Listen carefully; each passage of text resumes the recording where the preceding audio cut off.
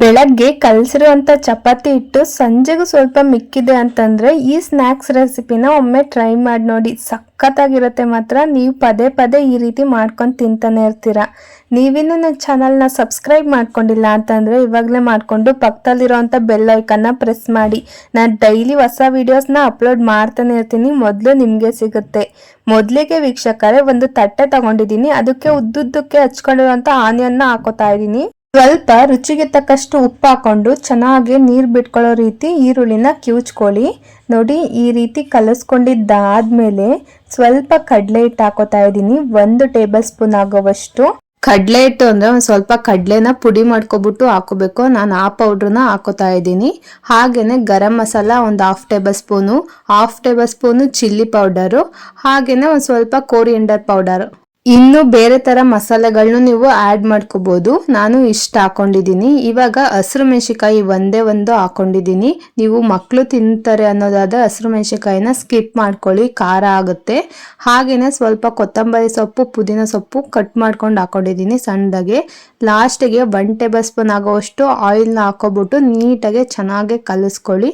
ನೋಡಿ, ನೀರು ಯಾವುದೇ ರೀತಿ ಹಾಕೊಳ್ಳೋದಕ್ಕೆ ಹೋಗ್ಬೇಡಿ. ಇದೇ ತರ ಬರಿದಾಗಿರ್ಬೇಕು, ಒಣ ತರ ಕಾಣಬೇಕು. ನೋಡಿ, ಈ ತರ ಮಿಕ್ಸ್ ಮಾಡ್ಕೊಂಡ್ರೆ ಸರಿ ಆಗುತ್ತೆ. ಇವಾಗ ಚಪಾತಿ ಹಿಟ್ಟು ಮಿಕ್ಕಿರುತ್ತಲ್ಲ, ಅದನ್ನ ತಗೊಂಡು ಹರ್ಕೊಳ್ಳಿ. ಚಪಾತಿ ಹಿಟ್ಟಿನ ಅದಕ್ಕೆ ಅದು ನಾವು ಸ್ವಲ್ಪ ದಪ್ಪ, ಒಂದು 3 ಚಪಾತಿ ಆಗೋ ಹಿಟ್ಟನ್ನ ಹರ್ಕೋಬೇಕಾಗತ್ತೆ. ಸ್ವಲ್ಪ ಜಾಸ್ತಿ ಹಿಟ್ಟನ್ನ ತಗೊಂಡು ದಪ್ಪ ಬರೋ ತರ ಹರ್ಕೊಂಡ್ರೆ ಲಾಸ್ಟಿಗೆ ನಮ್ಗೆ ಒಂದು 4-5 ಪೀಸ್ ತರ ಸಿಗುತ್ತೆ. ಅದಕ್ಕೋಸ್ಕರ ನಾವು ಚಪಾತಿ ಅಂದ್ರೆ ಚಪಾತಿನೇ ಹರಿದ್ಬಿಟ್ಟು ಅದನ್ನ ಹೆಂಚಿನ ಮೇಲೆ ಹಾಕೋದಿಲ್ಲ, ಅದನ್ನ ಕಟ್ ಮಾಡ್ಬೇಕಾಗತ್ತೆ. ನೋಡಿ, ಈ ರೀತಿ ನೀವು ಯಾವ ತರ ಚಪಾತಿ ಹರ್ಕೋತಿರೋ ಆ ತರ ಹರ್ಕೊಂಡ್ಬಿಟ್ಟು ಚಪಾತಿ ಮೇಲೆ ನಾವು ರೆಡಿ ಮಾಡ್ಕೊಂಡಿರುವಂತ ಸ್ಟಫಿಂಗ್ಸ್ ನ ಹಾಕೋಬೇಕಾಗುತ್ತೆ. ನಿಮ್ಗೆ ಎಷ್ಟು ಅಗಲ ಬೇಕೋ ಅಷ್ಟು ಅಗಲಕ್ಕೂ ಹರ್ಕೋಬಹುದು. ನಿಮ್ಗೆ ಎಷ್ಟು ತೆಳ್ಳ ಬೇಕೋ ಅಷ್ಟೇ ತೆಳ್ಳಗೆ ನೀವು ಹರ್ಕೋಬಹುದು. ನೀವು ಒಟ್ನಾಗೆ ಒಂದು 3-4 ಚಪಾತಿ ಹಿಟ್ಟನ್ನ ನೀವು ತಗೋಬೇಕಾಗುತ್ತೆ. ನೋಡಿ, ನಾವು ರೆಡಿ ಮಾಡ್ಕೊಂಡಿರುವಂತ ಸ್ಟಫಿಂಗ್ಸ್ ನ ನೀಟಾಗಿ ಮಧ್ಯದಲ್ಲಿ ಅಳ್ಕೋಬಿಡಿ, ನೀಟಾಗಿ ಒತ್ಕೊಳ್ಳಿ, ಅದು ಉದ್ರಬಾರ್ದು. ಈ ರೀತಿ ಚಪಾತಿ ಮೇಲೆ ಅಳ್ಕೊಂಡಿದ್ದಾದ್ಮೇಲೆ ಅದನ್ನ ರೋಲ್ ಮಾಡ್ಬೇಕಾಗತ್ತೆ. ಒಂದ್ ಸೈಡ್ ಇಂದ ರೋಲ್ ಮಾಡ್ಕೊಂಡು ಬನ್ನಿ. ನೀಟಾಗಿ ಅದು ಬಿಗ್ಗೆಗೆ ಕುತ್ಕೋಬೇಕು ನಾವು ಹಾಕಿರುವಂತ ಸ್ಟಫಿಂಗ್ಸ್ ಚಪಾತಿ ಮೇಲೆ. ಹಾಗೆ ನೀಟಾಗಿ ಒತ್ತಿ ರೌಂಡ್ ಮಾಡ್ಬೇಕಾಗತ್ತೆ. ನಿಮ್ಗೆ ಯಾವ ತರ ಬರುತ್ತೋ ಆ ತರ ಮಾಡಿ, ತುಂಬಾ ರುಚಿಯಾಗಿ ಬರುತ್ತೆ. ಇವಾಗ ಒಂದ್ ಚಾಕು ತಗೊಂಡು ಒಂದೊಂದು ಇಂಚಿಗೆ ನೀವು ಕಟ್ ಮಾಡ್ಕೋಬೇಕಾಗತ್ತೆ. ಒಂದೊಂದು ಹೆಬ್ಬೆಟ್ಟಿರುತ್ತಲ್ಲ ಅದ್ರ ಸೈಜಿಗೆ ನಿಮ್ಗೆ ಯಾವ ತರ ಸೈಜ್ ಬೇಕೋ ಆ ತರ ಮಾಡ್ಕೊಳ್ಳಿ.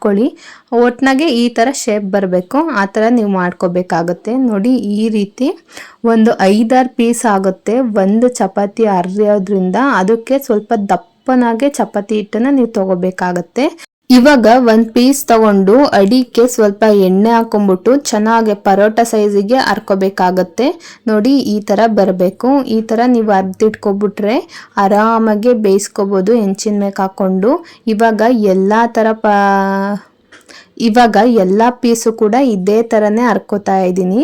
ತುಂಬಾ ರುಚಿಯಾಗಿ ಬರುತ್ತೆ ಮಾತ್ರ. ಲಾಸ್ಟಿಗೆ ನೀವು ತಿನ್ಬೇಕಾದ್ರೆ ಕೆಚಪ್ ಜೊತೆ ಯೂಸ್ ಮಾಡ್ಕೊಂಡು, ಇಲ್ಲ ಮಯೋನಿಸ್ ಜೊತೆ, ಮನೇಲಿ ಮಾಡಿರುವಂತ ಚಟ್ನಿ ಜೊತೆ ಡಿಪ್ ಮಾಡ್ಕೊಂಡು ತಿಂದ್ರು ಸಖತ್ತಾಗಿರುತ್ತೆ. ತುಂಬಾ ರುಚಿಯಾಗಿರುತ್ತೆ ಮಾತ್ರ. ಬರೆದು ಸಹ ತಿನ್ಬೋದು.